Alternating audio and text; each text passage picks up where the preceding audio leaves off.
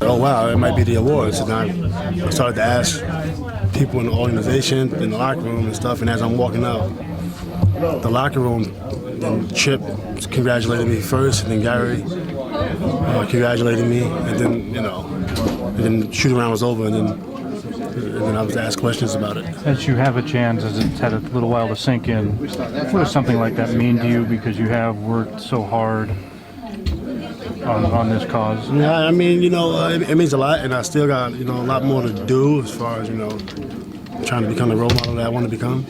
I'm not there yet. Like I said, I'm not there yet. I've got a long way to go. I just think right now I'm just an example and a solution. I'm not yet a role model, so hopefully one day I'll be able to become an official role model. Do you like that trade? Sort of. I mean, I realize it's not a literal trade, but you have the ring, you auction off, and in the end you get something else. Yeah, it's kind of cool. It's kind of cool. Actually, I never thought about it like that. But yeah, you give something and you receive something, and it's good. It's good for the fans to see, and a lot of the fans have a lot to do with this because, a lot of media coverage is. Things being talked about how much money I raised, but it wasn't me, it was the fans. People who gave their money, for the ring. So the fans should, everybody that was involved should be proud of themselves. It's not just me. If somebody would have told you a few years ago that you would win this award, what would you have said? I don't think so. I don't think it would have happened.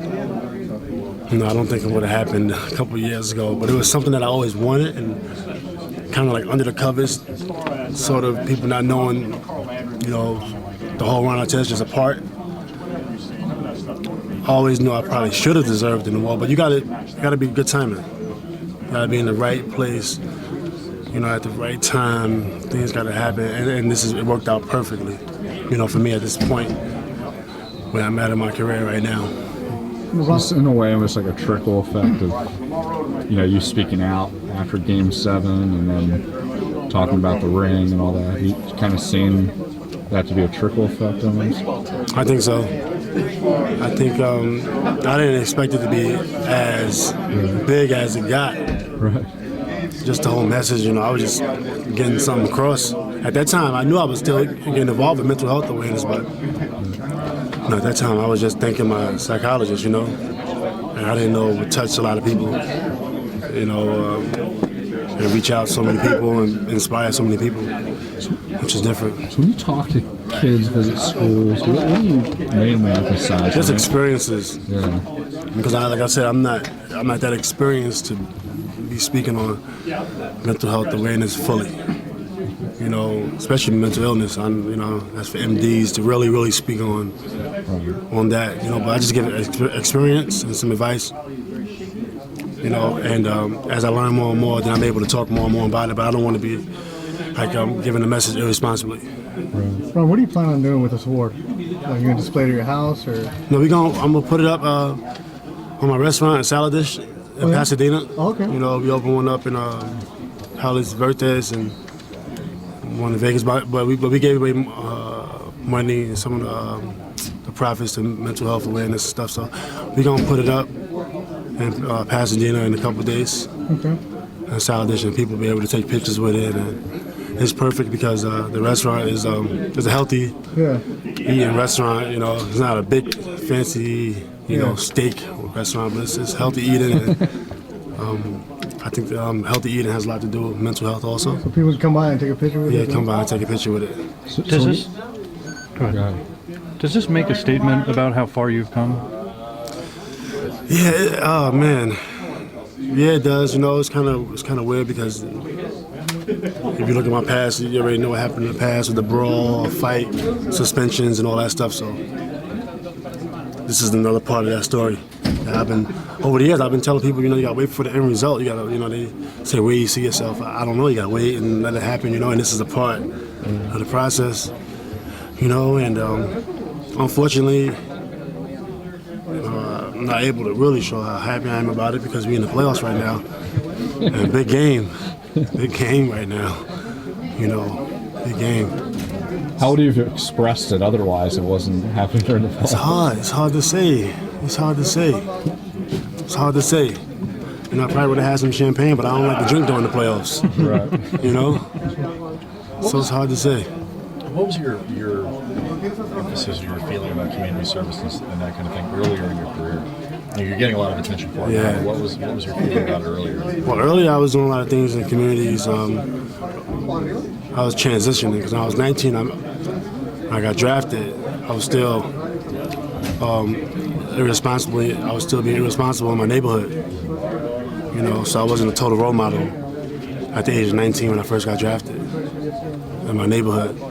And then it caught on, like, you know, I got to be more responsible. So as I got older, 24, 25, I had to stop doing things I used to do when I was a kid in my neighborhood, especially being a professional. So, but I was still doing other stuff to give back, but it just kind of wiped itself out because I would do something stupid. I'd do something nice, do something good, something charitable, something positive, and do something negative, and it just wipes itself out. But now everything's been At that point in your more career, positive. were people actually less amenable to letting you do something for them, like after the brawl, after all these things? If you wanted to do something, would people let you? I mean, yeah, I think so. I mean, I was already involved in certain I was things. just wondering if people sort of got afraid of having you Oh, attached to yeah, them. yeah. A lot of people was. Oh, yeah, I lost a lot of.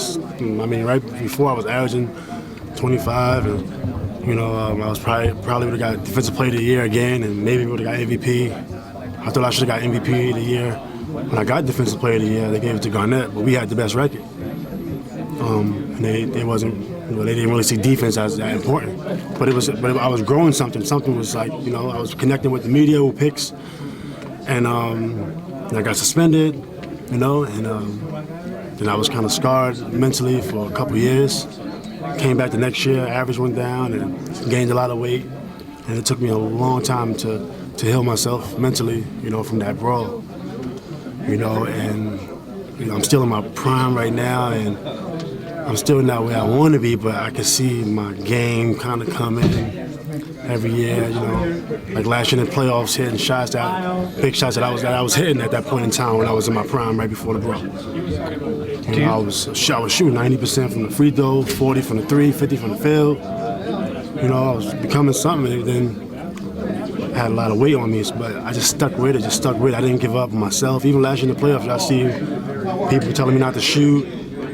You know, fans is down on me, media talking, you know. I just stick with it.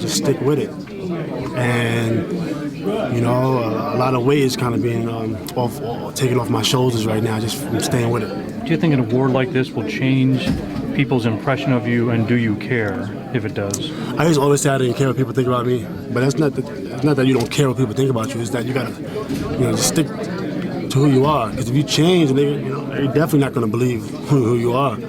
So it's best to stay faithful, stay true to who you are, and become a better person, but you can still be yourself. You look at a guy, I guess like an Ice Cube, you know? NWA to you know, to my kids, to the greatest Where You At type shows. You know, Master P, from No Limit to Lil Romeo. And I think his daughter has a show coming on Nickelodeon now. And You have salad dish. yeah. Or you Yeah, came a long way, yes. healthy alternative salad. So I just want to make sure I got it. How long have you been in this restaurant? Oh, I mean, we just opened our first one this summer in Palos Verdes, and it's cool. It's just salad, it's small, you know. Thanks, man. Some lettuce, and some cucumbers, and some. You all right? Hey, so, Pasadena, right? This one? And this one's in Pasadena, yeah. hey, so when you testified for Congress, like, what were the main things they were asking you? I was just I was just giving like some experiences that I've been through and then how I made it. And they was curious to see Right. how, you know, I made it and how did I turn around. So I was just taking through examples, taking them through some situations, scenarios, and that was the main thing because I'm not like, I'm not like a real motivational speaker, but I can like actually, Yeah. I didn't take this up in college or, you know, I could just give experience, some advice a little bit. So what was the vibe? Were they like grilling you, or was it more like they were The kids, curious? it was a panel. Congress. Well, it was a panel, and then sometimes they ask questions, and you know, and it was a panel. You speak, and there was a bunch of other people on the panel also. Right. But it was cool though. It was good that I got a chance to meet like a lot of Republicans and stuff and Democrats, so it was cool.